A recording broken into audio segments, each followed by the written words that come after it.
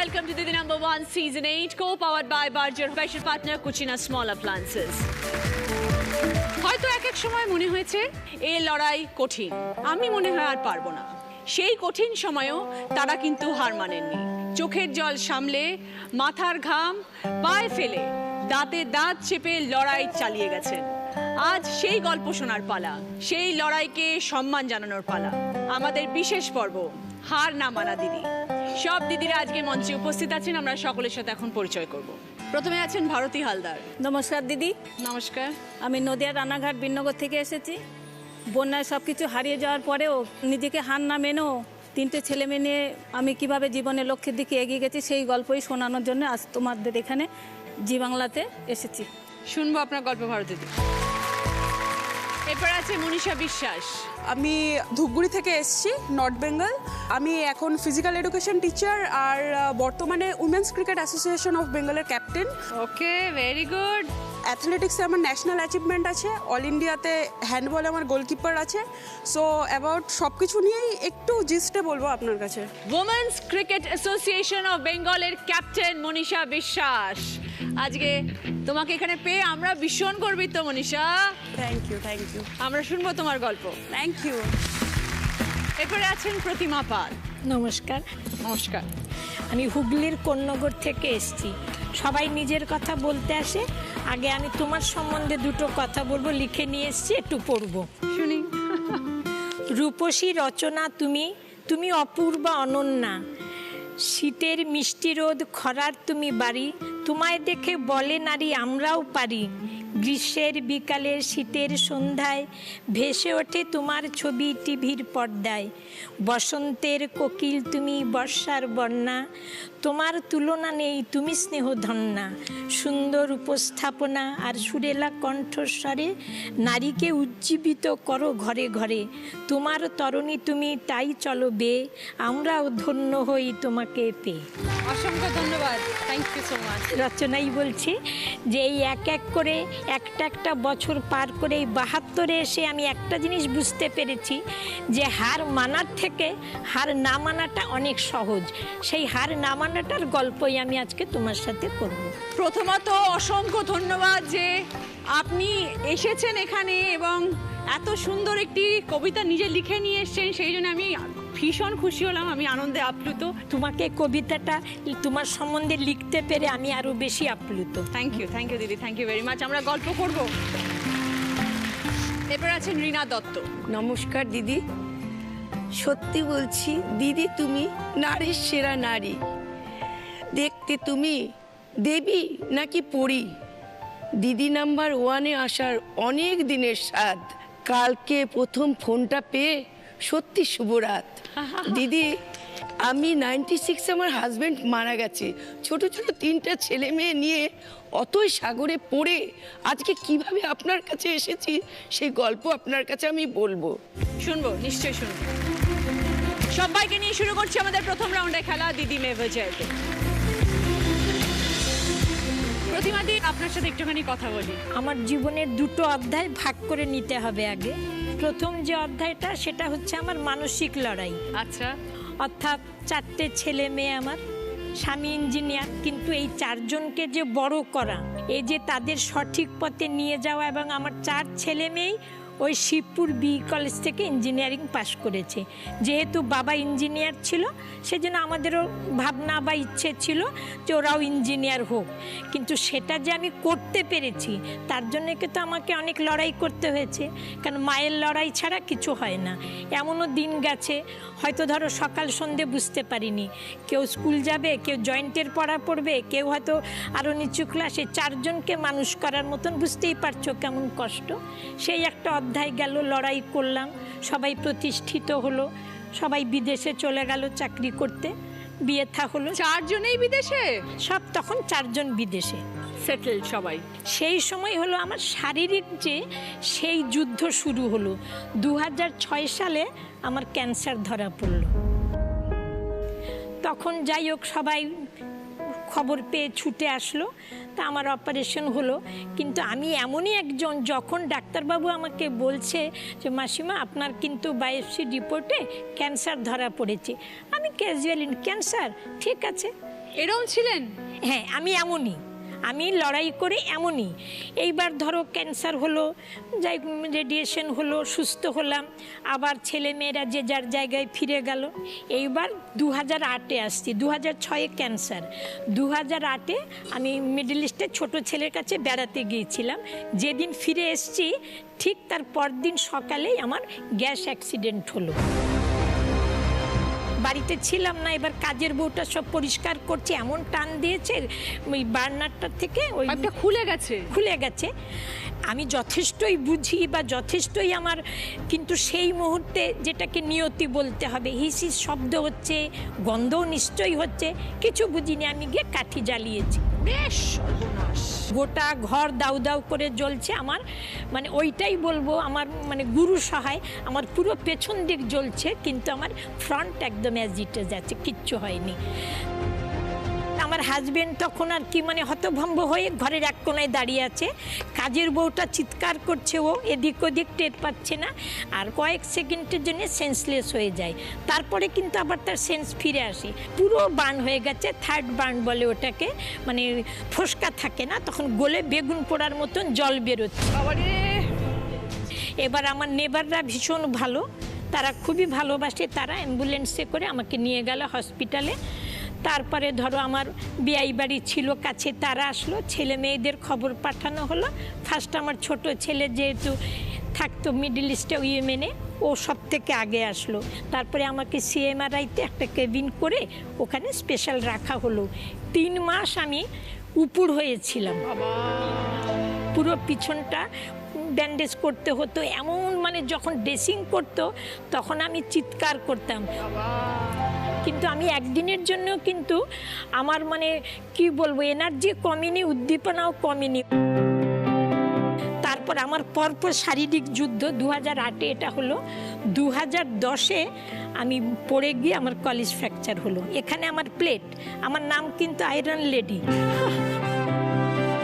আমার গোটা শরীরে কিন্তু প্লেট বসানো, এইখানে প্লেট। 2010-এ বাবা, 2012 ইউএসের ছোট মেয়ের বাড়ি যাব, তার আগের দিন এখানে পড়ে গিয়ে ফিমার বোন 5টা পিস হয়ে গেল, সেটাও হসপিটালে ভর্তি। বাড়িতে আসলাম, আবার আমি 2013-তে কিন্তু মেয়ের বাড়ি গেলাম, ওইভাবে ভালো হয়ে গেলাম। ভালো হতেই হবে আমাকে, মনের জন অপরিসীম, সেটা সর্বজন বিদিত। আমার যেখানে হাউসিংয়ে থাকি সবাই বলে পালদিকে দেখে শেখ, পালদিকে দেখে শেখ, মানে কিভাবে লড়াই করতে হয়। ক্যা বাত। আমি একদিনের জন্যও দমিনি। আমি এখন আমার ক্লাব নিয়ে আমি ধরো সোশ্যাল ওয়ার্ক করছি, পিকনিক করলে সেখানে এই ভাঙা পানিয়ে নাচও করছি, সবই করছি। কিন্তু আমি জানি যদি আমি হেরে যাই তো শুয়ে পড়লাম, যতদিন দাঁড়িয়ে আছি ততদিনই জীবন। তো এই জন্যই তোমাকে বললাম যে হার মানার থেকে হার না মানাটা সহজ। এর ফর্মুলাটা কি? তোমার মনের মধ্যে রাখবে যে আমার তো এত সবাই রয়েছে, ছেলে মেয়ে বউ নাতি নাতনি, আমি ওদের এক একজনের কথা ভাবি আর ওদের মুখ দেখলে আমি এনার্জি পেয়ে যাই। সর্বোপরি আমার ক্লাবটা আছে, এ বাবা আমি যদি না থাকি তাহলে আমার ক্লাবটার কী হবে? ওদেরও আমি ভালোবাসি। ওই যে আমার ক্লাবেরও 2জনকে নিয়ে এসছি সঙ্গে করে, হ্যাঁ ওরা আছে, ছেলে বউ সব এসছে, কাজে এরাই আমার জীবনের শক্তি।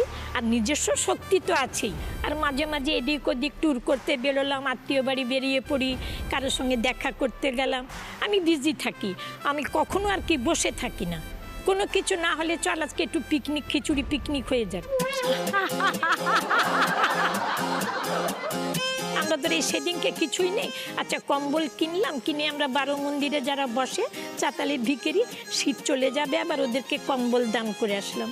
তারপরে ধরো এরকম সোশ্যাল ওয়ার্ক, হয়তো কারো ছেলে মেয়ের পড়াশোনার অসুবিধে, কোনো মহিলা অসুস্থ হয়েছে, আমাদের ক্লাব থেকে আমরা দিই। তারপরে মাদার টেরেসার ওখানে গিয়েও আমরা অনেকবার দিয়েছি। এইগুলো মনে হয় করতে, সব কিছুর মধ্যে জড়িয়ে থাকলে না তোমার শারীরিক আর মানসিক সব লড়াই তুমি করতে পারবে। আপনার সামনে আমি দাঁড়িয়ে আছি, আমি বুঝতে পারছি আপনি কি বলছেন আর আমি কি শুনছি। কিন্তু দর্শকদেরকে বলি, আপনারা টিভির পর্দার উপরে বুঝতে পারছেন না, এই যে প্রতিমাদি কথাগুলো বলছেন, কি অসম্ভব একটি পজিটিভ এনার্জি আছে ওনার মধ্যে, যে আমি সেটা প্রতি মুহূর্তে ফিল করতে পারছি, যে কথাবার্তার মধ্যেই সেটা। ডাক্তাররা কিন্তু বলেনি যে আমি ভালো হব, বলেছিল 30%-এর ওপরে বার্ন আছে, যে হবে ভালো তার কোনো গ্যারান্টি নেই। কিন্তু আমি আমার মনের জোরে ভালো হয়ে এসেছি। খুব ভালো দিদি, দারুণ দারুণ, ফ্যান্টাস্টিক। যদি ভগবান আরো লড়াইয়ে নামে তবুও আমি কিন্তু জিতেই আসবো, হারবো না।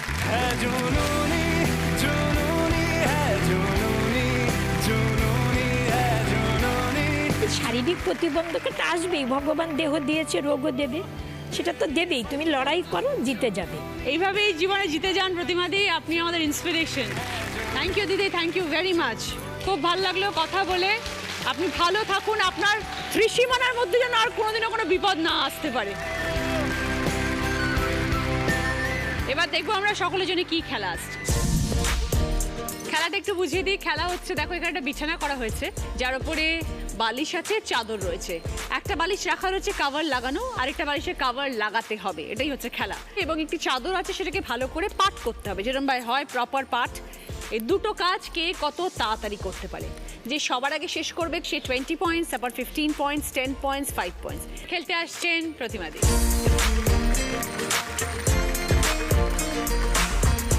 স্টার্ট দিদি। চলো কমান বর্মা, ভালো করে।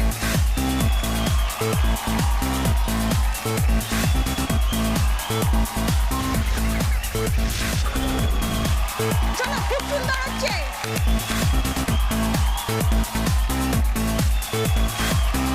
দারুণ হচ্ছে, দারুণ।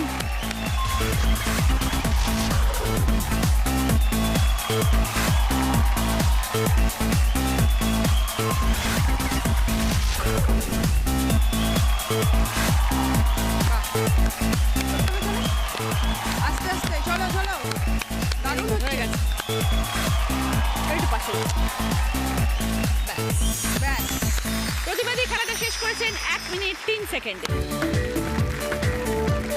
ফিরে এলাম ব্রেকের পর। আপনারা দেখছেন Didi number 1 season 8, co powered by Berger, special partner Kutchina small appliances. প্রতিমাদিকে এবং মীনাদিকে দুটো চেয়ার দেওয়া হোক, ওনারা বসুক।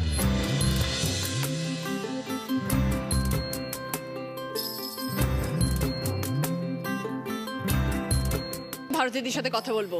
বন্যায় সব ধ্বংস হয়ে গেছিল। 2000 সালের বন্যার সময় আমার স্বামী মারা যায়। তখন খুব বন্যায় আর কি বাড়িঘর ভেসে গেছে। তখন দেয়ালের ঘর ছিল, যাক বন্যায় ঘর বাড়ি ভেঙে গিয়ে খালি টালির ছাউনিটা ছিল।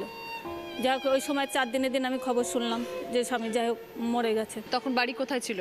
আমাদের বাড়ি বিনগরে, খুব ভর এলাকা। সেটা কোথায়? নদিয়া রানাঘাটের মধ্যেই। নদিয়া রানাঘাটের কাছে। আচ্ছা। 3টে ছেলে মেয়ে আমার। তারপরে আমার বৃদ্ধ শ্বশুর ছিল, শাশুড়ি ছিল।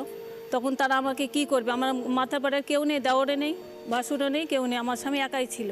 দিশাহারা হয়ে গেছি। তখন তো বন্যায় সব কিছু ডুবেও গেছে, আর খাওয়ারও কিছু নেই। অনেক কষ্টে আর কি, বন্যা যখন চলে যায় তখন চারিদিকে রোগ। 3টে ছেলে মেয়ে মানুষ করতে খুব কষ্ট।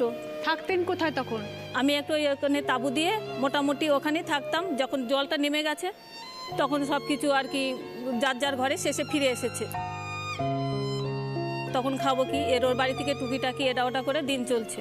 তখন ছোট মেয়েটাকে আমি আমার দিদির বাড়িতে দিই, বেলঘড়ি আমার এক দিদির বাড়ি, সেখানে আছে।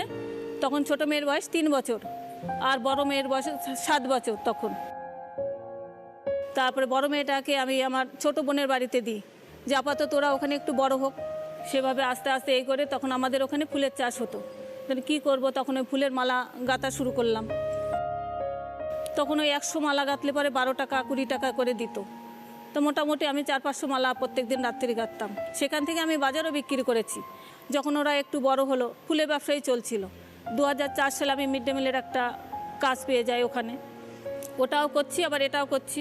করতে করতে যখন নাকি মেয়েগুলো যাই, ছেলেপেলেগুলো বড় হলো, তখন কি করব, যখন পড়াশোনা ওরা খুব ভালো ছিল। আর পড়াশোনা যেগুলো হেল্প, মোটামুটি বই খাতা কেনার জন্যে ওর মাসি মেশোরা হেল্প করতো। এইভাবে টুকটাক চালিয়ে গেছি। তখন ছেলে আর মেয়ে দুজনে মিলে থাকতাম। শ্বশুর শাশুড়ি খুবই বয়স, ওদেরও দেখাশোনা আমাদের করতে হতো। মোটামুটি আমার মনে হয় আকাশ ভেঙে পড়লো মাথায়। এই কটা পেট চালাতে আমার ভীষণ কষ্ট হয়েছিল। যা পেছনের দিকে না তাকিয়ে কীভাবে 3টে ছেলে মেয়েকে আমি মানুষ করব, নিজেকে একটা প্রতিজ্ঞা করলাম যে এইভাবে আস্তে আস্তে ওদের এগিয়ে নিয়ে যাব। কিভাবে ওদের পড়াশোনা করিয়েছে একমাত্র ভগবানই জানে, আর আমি জানি। মানে বাবা কি আর মা কি ওদের বুঝতে দিইনি, যে বাবার থেকে যে চাওয়াটা সেটা আমি ওদের পূরণ করেছি। মানে তারপরে যখন ওরা বড় হলো, গ্রাজুয়েশন কমপ্লিট করলো, মোটামুটি মাধ্যমিক, মানে বই খাতার খরচটা মোটামুটি দিত। প্রাইভেটের মাস্টার যেগুলো হতো ওরা হেল্প করতো, বলতো তোদের পয়সা দিতে হবে না। মোটামুটি সংসারটা আমি চালিয়ে তো নিলাম। সংসার পুরো ওই ফুলের টাকা থেকে আর যা আসতো সেভাবেই চলছে। হ্যাঁ, ফুলের টাকা থেকে তখন আমি আবার মেশিনে সেলাই করতাম, তখন এমব্রয়ডারি কাজ চলছে কারেন্টে, সেটাও শিখে গেলাম। মোটামুটি হলো 4 সালে থেকে যখন আমি কাজটা পেয়ে যেতাম তখন আর একটু আমার সুবিধা হলো। এইভাবে 3টে ছেলে মেয়ে মোটামুটি পড়াশোনা শিখিয়েছি, ওর দাদু ঠাকমাকেও দেখেছি। এখন ছেলেমেয়েরা কি করে ভারতে দি? ছেলেকে এখন গোয়াতে 5 স্টার হোটেলে ম্যানেজমেন্ট করছে, কি বলছেন? আর ছোট মেয়ে ব্যাংকে জব করছে।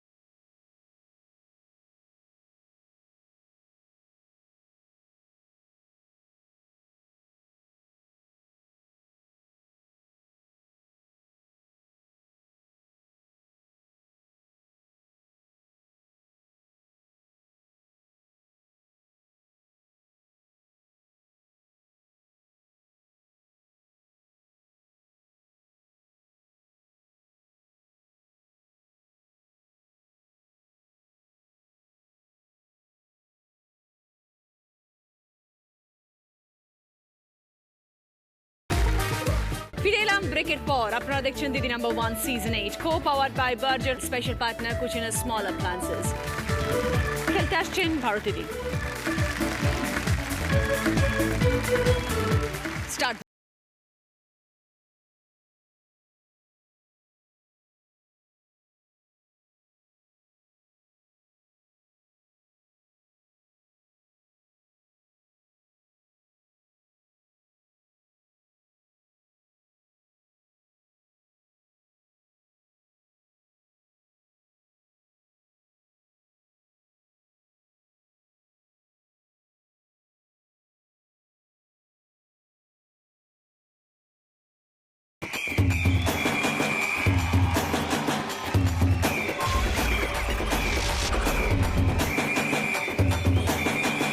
আর সাইডে ওটার পাশে রাখুন। Very good. Okay, Bharati di খেলাটা শেষ করেছেন 1 মিনিট 5 সেকেন্ডে। মনীষা, এবার তোমার সাথে কথা বলি। আমি যেখান থেকে বিলং করি সেটা হচ্ছে নর্থ বেঙ্গল, ধূপগুড়ি বলে যে এরিয়াটা আছে ওখানে। তো ওখানটাতে কি হচ্ছে পুরোই নেটিভ এরিয়া, ঠিক আছে। তো ওখানটাতে মানে কেউ যে খেলবে এটাই মানুষের চিন্তাধারাতে আসে না। তো ছোটবেলা থেকে একটু আলাদা টাইপের ছিলাম, টম বয় ছিলে। একদম। তো ম্যাটারটা হচ্ছে যে সারাদিনই ছেলেদের সাথেই খেলে বেড়াতাম, কারণ মেয়েরা তো খেলতোই না, আমাকে ছেলেদের সাথেই খেলতে হতো। তো এই জিনিসটাই সবারই আর কি চোখে লাগতো। খেলা নিয়েও যে কিছু একটা ক্যারিয়ার বানানো যায় সেটা মানে আমার মাথাতেও ছিল না। তারপর আমি কলেজে যখন উঠি তখন ওখানটাতে আমি সাবজেক্ট কম্বিনেশনে লিখেছিলাম ফিজিক্যাল এডুকেশন, এনসিসি, দিয়ে কম্পিউটার অ্যাপ্লিকেশন, দিয়ে জিওগ্রাফি, এইসব যেগুলো আমার খুব ভালো লাগতো। ইংলিশ অনার্স ছিল। দিয়ে ওই ফর্মটা পুরোটা ক্যান্সেল হয়ে যায়, দিয়ে আমাকে আবার নতুন করে ফর্ম ফিল আপ করায় যে এর সাথে এটা হবে না, তোমাকে কিছু এটাই নিতে হবে যেটা স্কুল কলেজ প্রোভাইড করছে।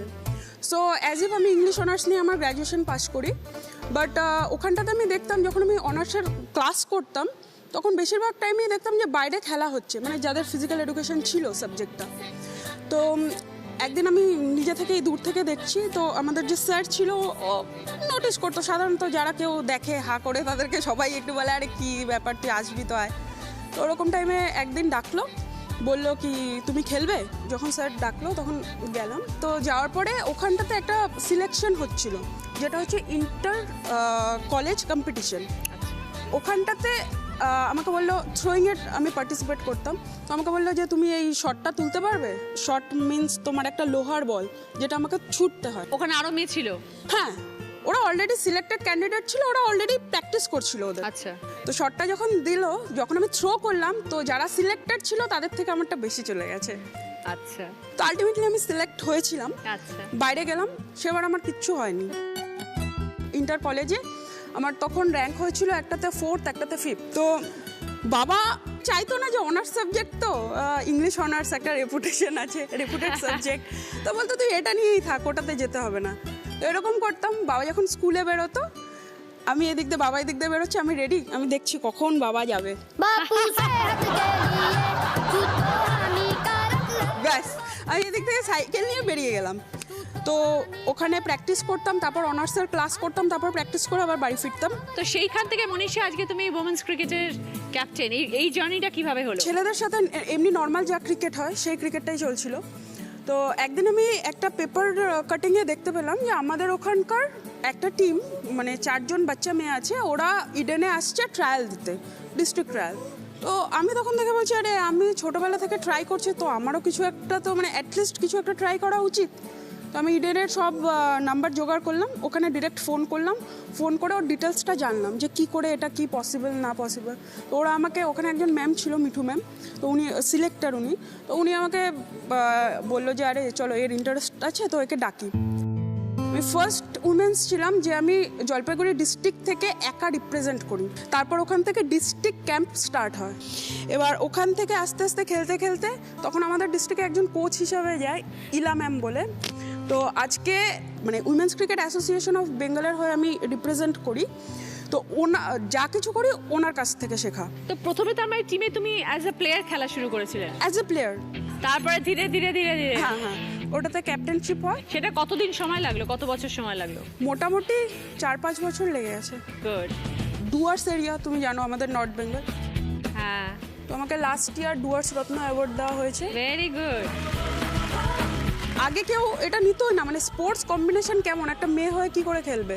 বাট এখন ওরা কি করছে, ওরা ফুল সাপোর্ট করছে। যদি বাচ্চারা বলে যে এরা, স্কুলে একজন জিজ্ঞাসা করেছিল, ওর বাবা বা ওর গার্জেন কেউ একজন জিজ্ঞাসা করেছিল যে কী করবি এটা হয়, সো ও একটা অ্যান্সার দিয়েছিল যে আমি বড় হয়ে মনীষাদির মতন খেলতে চাই। This is achievement.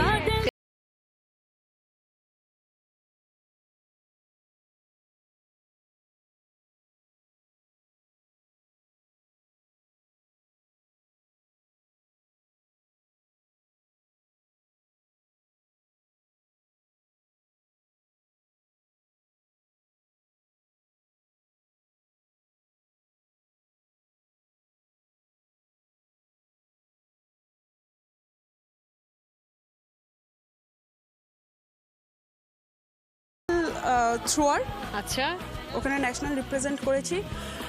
হ্যান্ডবলে all India goalkeeper, আর কাবাডিতে আমি ইস্ট জোন প্লেয়ার।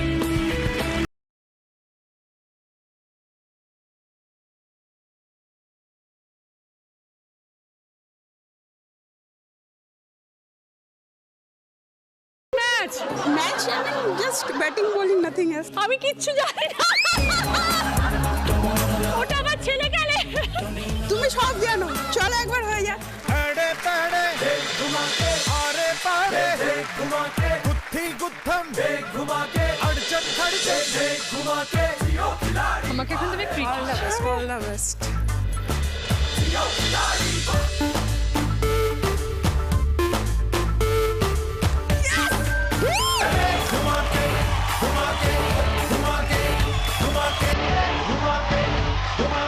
আমি একটা বল করি, তুমি একটা ব্যাট করো।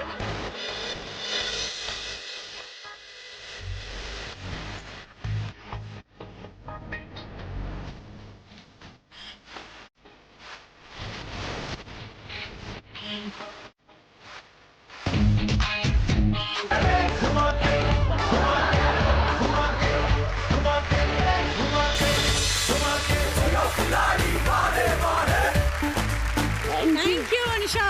Thank you, thank you, Thank you. Monisha, hats off. Thank you, thank you, thank you, We all are proud of you. Thank you, thank you. এই পুরো সময়টা পড়াশোনা শেষ হয়ে গেছিল? Graduation, BPEd, then masters. Oh very good. আমার ওখানে north Bengal ইউনিভার্সিটিতে বিপিএডে আমি সেকেন্ড হাইয়েস্ট টপার হই। খুব ভালো মনীষা, জীবন এইভাবে এগিয়ে যাও। আমাদের পশ্চিমবাংলা তথা আমাদের বাঙালিদের মুখ উজ্জ্বল করতে হবে তোমাকে। একদম, থ্যাংক ইউ ম্যাম। স্টার্ট। পয়েন্টগুলো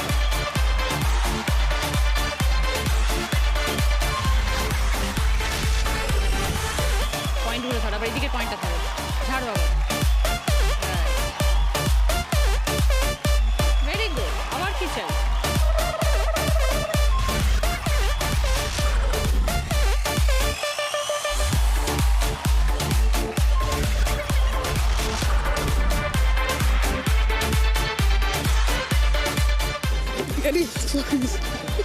বালিশে কভার তো ছিঁড়ে দেবে মনে হচ্ছে।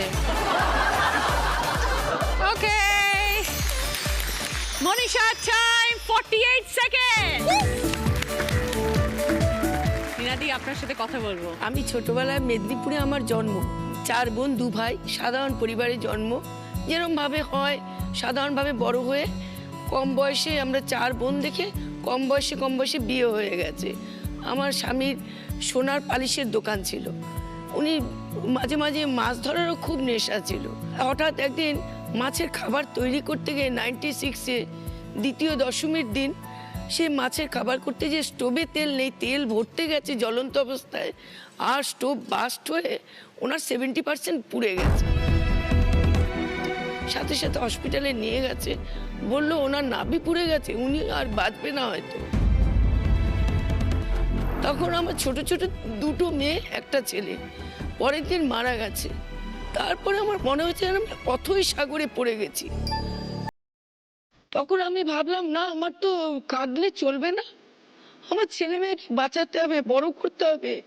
তখন আমি হার না মেনে ওইভাবে চোখে জল মুছে মুছে চেনা চেনা লোককে বলতাম কিছু কাজ করব। তখন একজন বললো, ফিনাইল আচার বিক্রি করবে? আমি বললাম হ্যাঁ করব।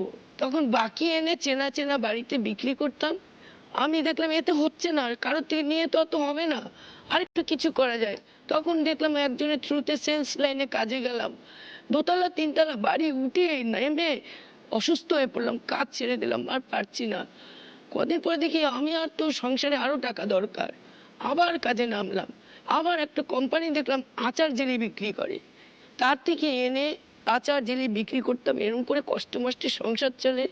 বড় মেয়ে মাধ্যমিক পাশ করেছে, ওরাও ঘরে অনেক কাজ করতো, আবার পড়াশোনাও করতো। মেয়েকে মাধ্যমিক পাশ করেছে, পরে বড় মেয়ে বিয়ে দিলাম। সবার থেকে টাকা পয়সা চেয়ে চুড়িয়ে একটা ভালো ছেলে পেলাম, জামাই আমার খুব ভালো, বিকম অনার্স পাশ করা, ভালো ব্যবসা করে, বিয়ে দিলাম। ছোট মেয়ে তারপরে উচ্চ মাধ্যমিক পড়াশোনা করলো, পড়াশোনায় ভালো, তো মেয়ে বিয়ে হলো। তারপরে আমি আর ছেলে তখন পড়াশোনা করে 2nd ইয়ার উঠলো, তখন কম্পিউটার লাইনে ভর্তি করে দিলাম। আর ওই লাইনে গ্রাফিকে খুব ভালো রেজাল্ট করেছে, ভালো করেছে। বললো, মা আমাকে এখন তুমি ভিডিও এডিটিং এ শেখাও। ভিডিও এডিটিং শিখেছে, শিখতে শিখতেই সবাইকে বলে কই একটা কাজ, মানে এক জায়গায় কাজ পেয়েছে।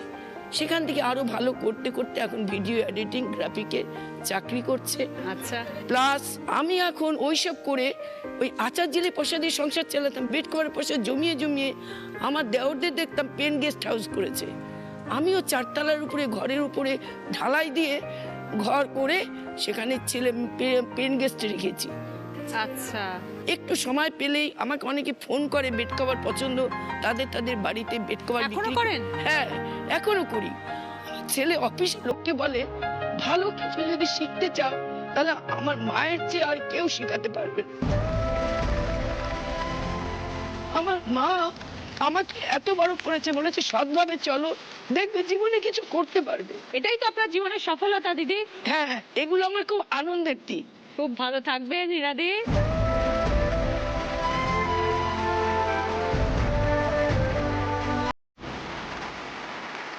স্টার্ট।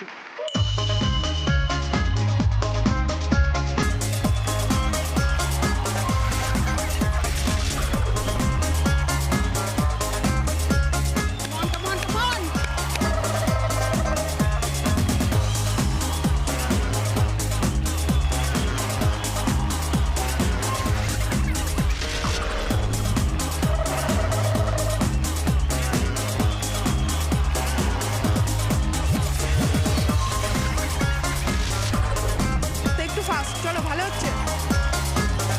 বাহ, ভালো। রিনাদি খেলাটা শেষ করেছেন 1 মিনিট 7 সেকেন্ডে। ফার্স্ট রাউন্ডে স্কোর, এই রাউন্ডে ফার্স্ট পজিশনে আছে মনীষা 20 পয়েন্টস, সেকেন্ড পজিশনে আছে প্রতিমাদি 15 পয়েন্টস, থার্ড পজিশনে আছেন ভারতীদি 10 পয়েন্টস, ফোর্থ পজিশনে আছেন রিনাদি 5 পয়েন্টস। গিফট আছে হচ্ছে এখানে সিঙ্গেল সিটার সোফা, আছে ওয়াটার ফিল্টার, পুষ্পা ফার্নিচার তরফ থেকে টিভি ক্যাবিনেট, পুষ্পা ফার্নিচার যত্নে থাকুক সবকিছু, আছে ফ্লাস্ক, আর আছে জুসার মিক্সার। মনীষা বলো কোনটা নেবে, এখান থেকে বলো। জুসার। মনীষার জন্য জুসার মিক্সার। প্রতিমাদি? সোফাটা দাও। প্রতিবাদীর জন্য সোফা। ভারতীদি? ফিল্টার। ওয়াটার ফিল্টার ভারতীদির জন্য।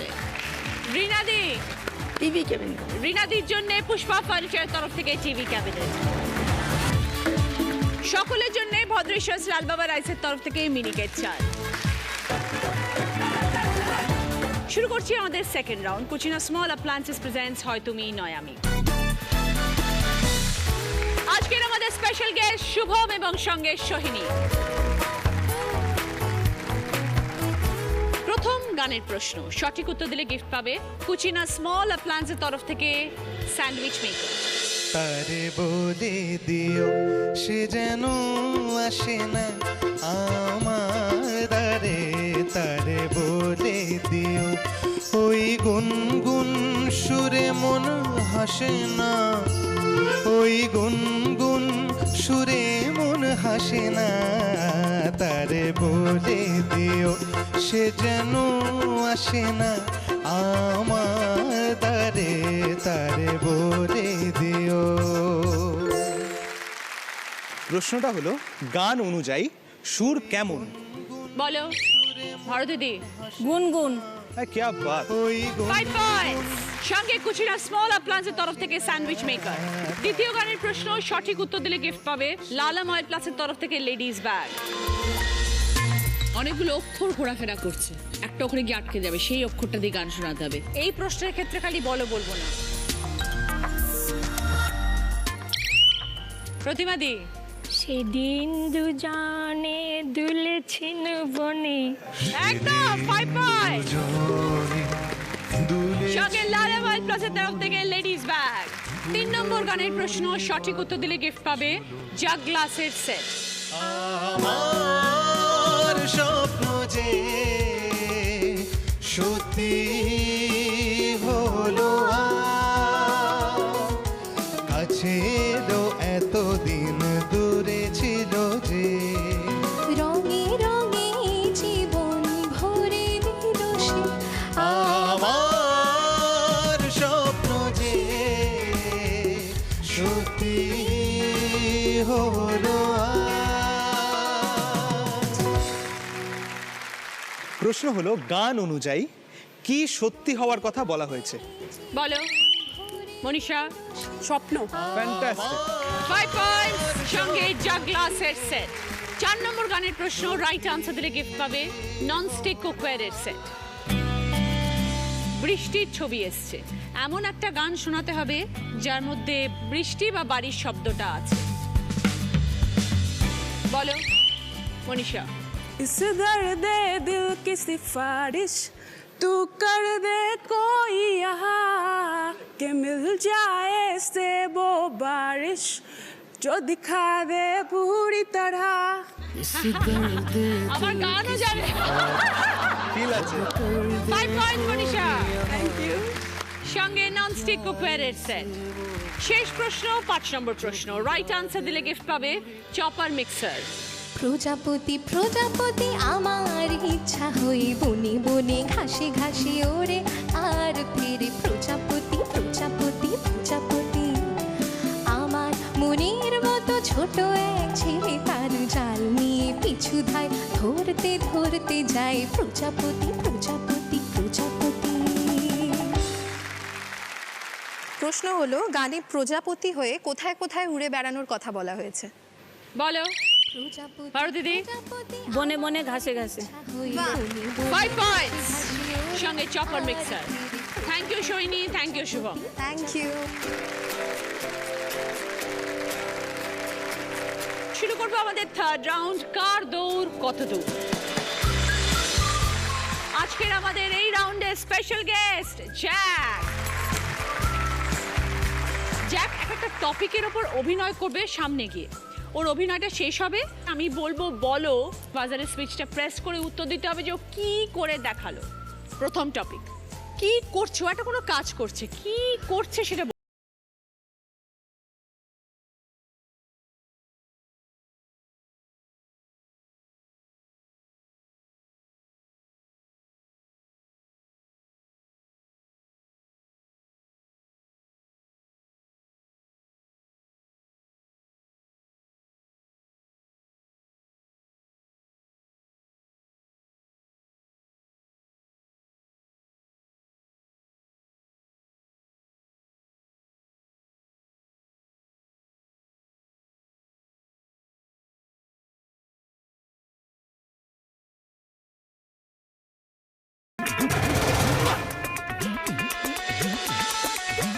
বলো মনীষা।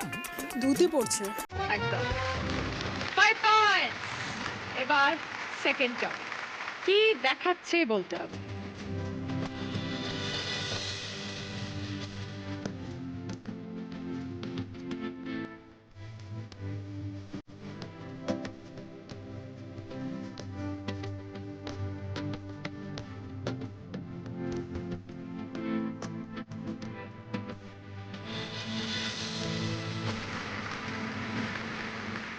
বলো মনীষা।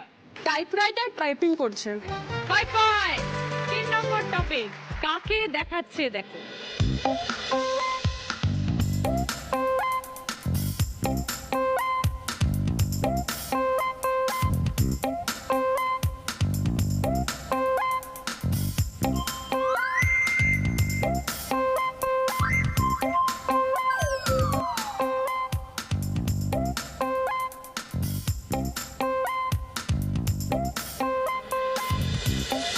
বলো প্রতিমাদি। সেলসম্যান। একদম 5 পয়েন্টস। এবার 4 নম্বর টপিক, কোন একটা খাবারের আইটেম, কি খাবার সেটা বলতে হবে।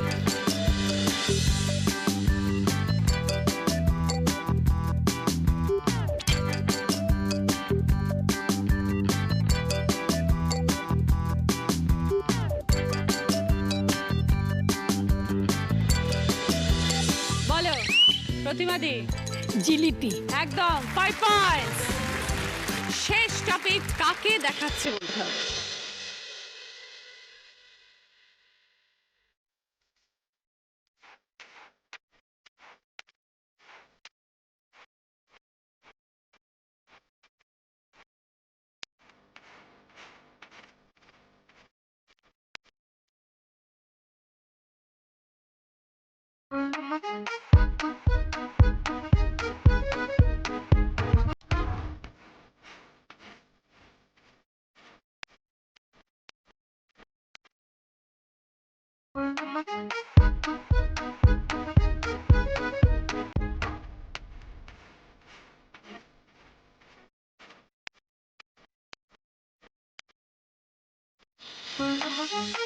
বলো প্রতিবাদী। গ্যাস সাপ্লাই দিতে এসছি। 5 পয়েন্টস। জাকের জন্য একটা জোরে হাততালি।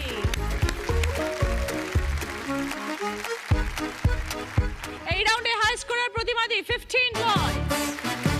ওখানে কি কি আছে আমি বলি, আপনার যেটা পছন্দ আপনি আমায় বলবেন। ভদ্রেশ্বর লাল বাবা রাইসের তরফ থেকে গ্রসারি আইটেম আছে, রোচক অ্যাগ্রো ভালোবাসা স্বাদের তরফ থেকে রুটি মেকার এবং gift hamper, hot tiffin carrier, স্টিলের ক্যাসারোল সেট। কি নেবে প্রতিবাদী? স্টিলের ক্যাসারোল। ওকে, স্টিলের ক্যাসারোল সেট প্রতিবাদীর জন্য। সেকেন্ড পজিশনে আছে মনীষা 10 পয়েন্টস। মনীষা কোনটা নেবে বলো? রুটি মেকার। ওকে, রোচক অ্যাগ্রো ভালোবাসা স্বাদের তরফ থেকে রুটি মেকার এবং গিফট হ্যাম্পার। ফিরে এলাম ব্রেকের পর, শুরু করব আমাদের শেষ রাউন্ড, বুদ্ধিতে বাজিবাদ। যিনি আজকে দিদি নাম্বার 1 হবেন তিনি পেয়ে যাবেন মুখরোচক চানাচুরের তরফ থেকে গিফট হ্যাম্পার, সুরভি ম্যানশন গড়িয়া এবং গড়িয়াহাটের তরফ থেকে সোনার হার। সকল দিদিদের জন্য রয়েছে রুবি জেনারেল হসপিটালের তরফ থেকে বিশেষ প্রায়োরিটি হেলথ কার্ড। ভালো থেকো। সঙ্গে পেয়ে যাবেন তারা তাদের অথবা পরিবারের যে কোনো একজনের জন্য free annual health check up package. প্রথম প্রশ্ন, সঠিক উত্তর দিলে গিফট পাবে আরিয়ান কালেকশনের তরফ থেকে গোল্ড প্লেটেড জুয়েলারি সেট। তোমার মেয়ে, তার মামাতো বোন, তার ঠাকুমা তোমার কে?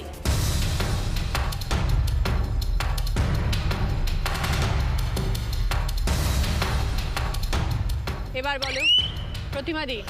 আমার মা। বুঝিয়ে দিন একটু। আমার মেয়ে, তার মামাতো বোন মানে আমার দাদার মেয়ে, আর তার ঠাকুমা মানে আমার মা। 20 পয়েন্টস। সঙ্গে আরিয়ান কালেকশনের তরফ থেকে গোল্ড প্লেটেড জুয়েলারি সেট। দ্বিতীয় প্রশ্ন, সঠিক উত্তর দিলে গিফট পাবে সারেগামা কারওয়া, যার মধ্যে রয়েছে অসংখ্য পুরনো দিনের গান। ঘোড়া, ময়ূর, পাটালি, পরপর 3টে শব্দ, প্রত্যেকটা শব্দ থেকে একটা করে অক্ষর নিয়ে একটা নতুন শব্দ বানাতে হবে।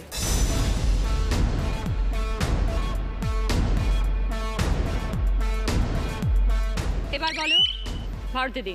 ঘোমটা, ঘোড়ার ঘো, ম, ওটা টা। 20 পয়েন্টস, সঙ্গে সারেগামা কারওয়া, যার মধ্যে রয়েছে অসংখ্য পুরনো দিনের গান। 3 নম্বর প্রশ্ন, রাইট আনসার দিলে গিফট পাবে আদি ঢাকেশ্বরী কলেজ স্ট্রিটের তরফ থেকে একটি সুন্দর শাড়ি। পাশাপাশি ক্লু, চালিয়ে যাওয়ার ক্ষমতা যার, কখনো সে মানে না হার। ওপর নিচের ক্লু, স্বপ্নগুলো সত্যি যখন হয়, এই মঞ্চে গল্প অজানা নয়।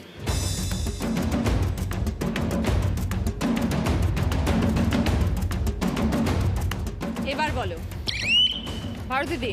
ওপরেরটা লড়াই, নিচেটা ইচ্ছে পূরণ। 20 পয়েন্টস, সঙ্গে আদি ঢাকেশ্বরী কলেজ স্ট্রিটের তরফ থেকে সুন্দর শাড়ি। 4 নম্বর প্রশ্ন, রাইট আনসার দিলে গিফট পাবে উপাসনা মাস্টার ডলের তরফ থেকে 4.1 অডিও স্পিকার এবং গিফট হ্যাম্পার। দুঃখ আমার যতই আসুক, শক্ত করে যাই, যার জোরে প্রতিদিন এগিয়ে যেতে চাই। কি বিষয় ধাঁধা?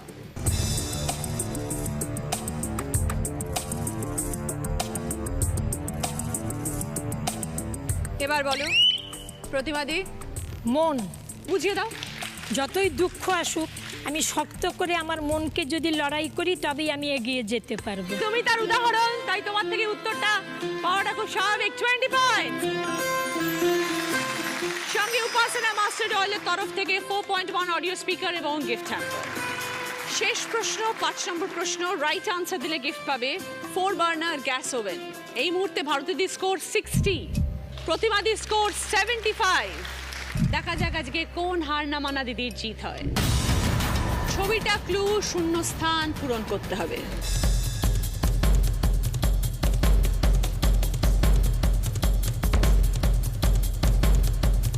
এবার বলো ভারতীদি। ইচ্ছে থাকলে উপায় হয়।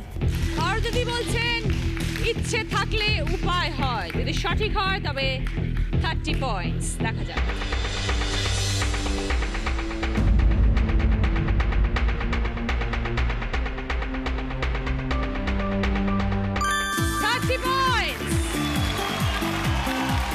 সঙ্গে 4 বার্নার গ্যাস ওভেন। আজকে Didi number 1 Bharati Haldar with 90 points.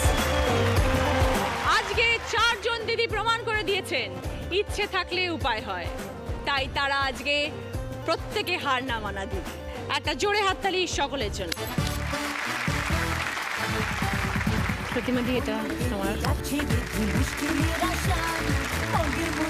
উইনারের trophy Bharati. দিদি নাম্বার 1 এর ব্যাচ,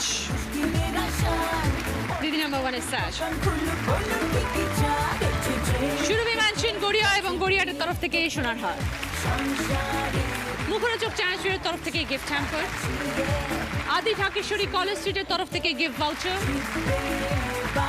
সকলের জন্য রুবি জেনারেল হসপিটালের তরফ থেকে বিশেষ প্রায়োরিটি হেলথ কার্ড। ভালো থেকো।